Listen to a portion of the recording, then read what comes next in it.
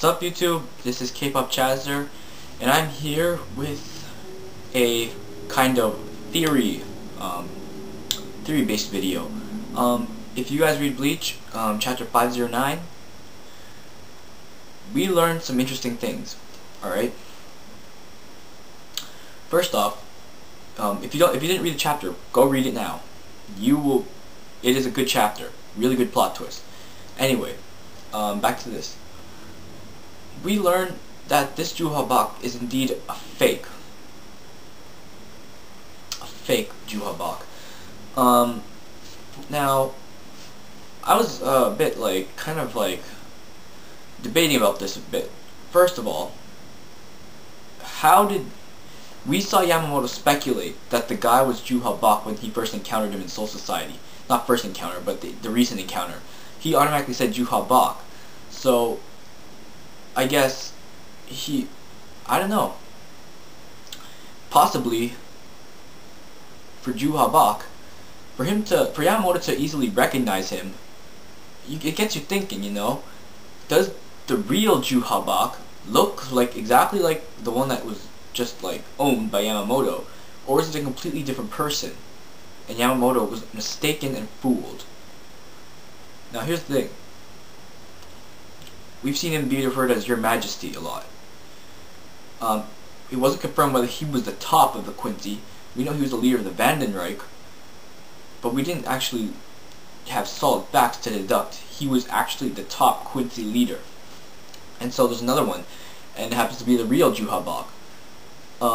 Here's the first theory. This whole video is basically dedicated to showing possible theories on who the real Juha Bach is. Alright? So the first theory. This theory has been popping up a lot. It's the Uryu / Ryuken theory.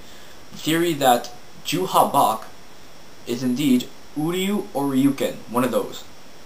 Because if you refer for the previous chapters with Kirge, he stated that it's impossible that Uryu's arrows or Ishida's arrows were indeed weaker than his. So get you thinking, why did he say that? So Uryu and Ryuken haven't been shown in this arc either a lot.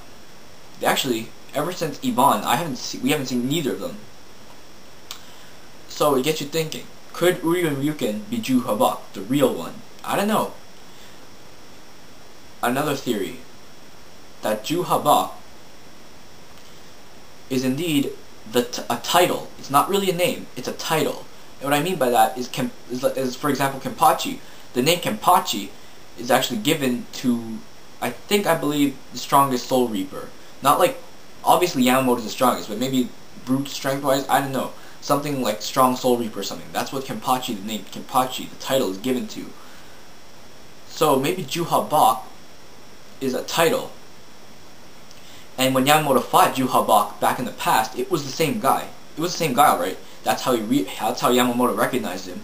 But it could have been possible that Juha Bach was a title, and therefore the one that Yamamoto fought in the past that he just killed right now isn't actually Juha Bach anymore, you know? It could be a title given to the strongest Quincy. And that could branch out into more theories as well to who the real one is. So that's a speculation that Juha Bach isn't a name, it's a status title given to the strongest Quincy. That could be a possibility. That's actually possible because Yamamoto, when he immediately saw Juha Bach, he thought it was the one he fought 1,000 years ago. I mean, it might have been, but possibly he was Juha Bach before, but then he was surpassed, and now another person is Juha Bach. So that's a theory.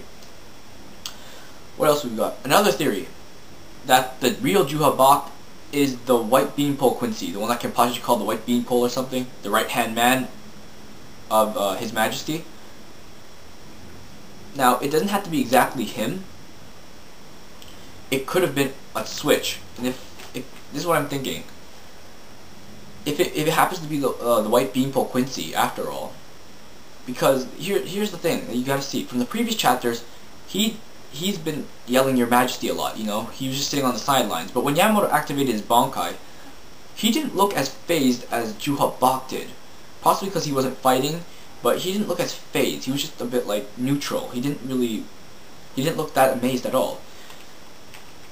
It gets you wondering, but I don't think he himself is Juha Bach, but if something happened, they might have switched. And if you're confused what I mean by that, I mean that before Juha Bach died, he somehow switched souls with the white beanpole Quincy and switched. So the one that Yamamoto killed was actually the white beanpole Quincy, who Yamamoto killed. He was the white Quincy's soul might have been in the real Juha Bach's body, but Yamamoto killed Juha Bach's body, but he killed the white beanpole's soul, and the Juha Bach switched over to the white beanpole Quincy's body, and so now he's in that body. It's a really out of place theory, but I don't know. It's Bleach. Anything could happen. He could pull like some next Orochimaru move, you know, switching bodies. I don't know. So that's a possibility that they switched bodies in the last minute, and Yamamoto actually killed the soul of the lieutenant of the right-hand man, and not the real Juha Bach. One thing's for certain though, that now that Yamamoto's revealed, I'm guessing, all of his Bankai, it's possible the real Bach is on his way now, or proceeding to steal the Bankai when Yamamoto uses it, because he's already revealed possibly everything. So, yeah, Yamamoto kind of signed the death warrant. His probability of dying is now really high if they are able to steal his Bankai. Anyhow, another theory on who real Juha Bach is. This one would be interesting, and a possibility as well, actually. The real Juha Bach could in fact be the mysterious swordsman. I know the mysterious swordsman looked like it had a katana, and you know the Grimjaw speculations were really high, but if it wasn't Grimjaw who cut down Kirige, I can see it being the real Juha Bach, and this is why I'm saying this. I'm saying this because we haven't seen the mysterious swordsman yet. He has not been revealed. We know he cut down Kirige. He cut down Urahara, I'm guessing. It could be him, and if you remember, I'm sure that His Majesty Juha Bach really didn't have any pity at all for his comrades. Just he didn't care if they died. So this one might have cut down Kirige, I don't know, and killed Urahara. I mean, not killed Urahara, but cut him down afterward. But Urahara kind of looked like he recognized him, so I'm not really sure about this, but it's a high possibility, and this is why. Don't mind the katana thing. That looks like a regular katana. What I want to focus is strictly on how the plot is progressing. We saw the fake one die.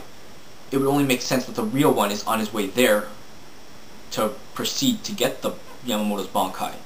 It would make sense. He cuts down Urahara because Urahara happens to be one of the biggest threats to his plans. Because Urahara is smart, we know that. Urahara, he's a genius. You know, he's a big factor on how the Soul Reapers will discover the true power of the medallions. That's another thing. I'm not sure whether what Yamamoto stated was completely true or not. If it isn't true, then it would make sense that Urahara was cut down because he might have found the real solution to the medallions. I don't know. But it would make sense to cut down Urahara because Urahara is actually a very vital person to winning the war, if anything, because he's very knowledgeable. And yeah, it would make sense whether the mysterious swordsman could be on his way going into the Garganta or whatever, on his way to Soul Society to retrieve Yamamoto's Bankai now that's been fully analyzed. But again, I don't know whether it's the mysterious swordsman or not. I only think it's a possibility. I don't know. These are a bunch of theories. Until we see the next chapter or next couple chapters, we probably won't find out who the real Juha Bach is yet. There's a lot of theories out there, and to be honest, the very last theory I gotta say is someone completely out in the open. A new character added to the series. Someone new. Someone totally new. That's another theory possibility, that Juha Bach is indeed someone we have never seen before. It could be a possibility. He could just be someone new added to the arc to be the final Quincy leader. I don't know.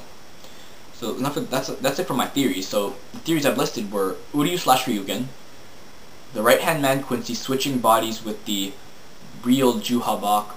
I mean, not the real. Well, the right-hand man Quincy switching souls with Juha Bach's body. So then he actually ended up dying, and the real Juha Bach is inside the right-hand man Quincy's body, which would kind of make I could see that happening because he kind of said Juha Bach sama, and so And that's something that the right-hand man would kind of respond to. I'm not really sure, but we'll see.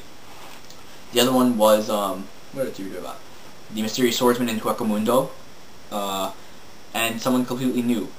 So those are the theories I'm thinking of that could be a possibility to who Juha Bach is. We'll see how it ends out. Who knows? Maybe Aizen's involved in this whole thing. I don't know. But we'll see what happens. And comment whether you think any of the theories I've listed is a possibility, or do you think it could be true. And also comment below if you have a new theory. Like, if you have a theory that wasn't mentioned, then you could probably comment that below, because that would be interesting to read. I'm always interested in theories. These kind of things are always fun to do. This is like this is kind of like the whole Toby situation from Naruto. Probably not as intense, but close. So yeah, leave your comment below if you agree with any of the theories above, or if you have a completely new theory that you think is true. So leave that in the comment below. Remember to comment, like, and subscribe for more videos, and I'll see you guys later.